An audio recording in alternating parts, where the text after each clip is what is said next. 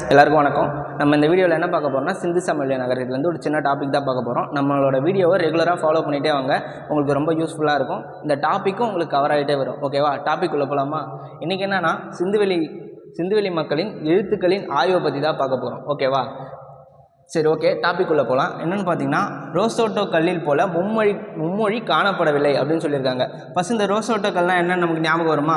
இது வந்து பழங்காலத்தில் கண்டுபிடிக்கப்பட்ட ஒரு கல். இதில் இருக்க எழுத்து முறை போல் சிந்துவெளி மக்களின் எழுத்து முறை வந்து மும்மொழியே காணப்படவில்லை அப்படின்னு சொல்கிறாங்க. அடுத்தது எழுத்துக்கள் எந்த முறையில் இருந்துச்சுன்னா வலப்பக்கத்தில் இருந்து இடப்பக்கமாக எழுதியிருக்காங்க.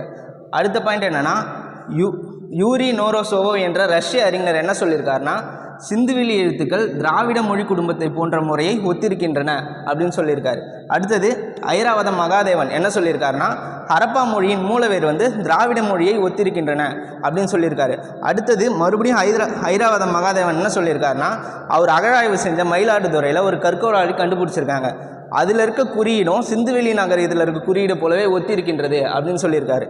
அடுத்தது உங்களுக்கான கொஷின், மொகஞ்சதாரோவில் கண்டுபிடிக்கப்பட்ட முத்திரை எதனால் ஆனது, அதாவது எந்த பொருளால் அல்லது எந்த உலோகத்தால் ஆனது? மறக்காமல் கமெண்ட் பண்ணுறேங்க. Okay friends, thank you.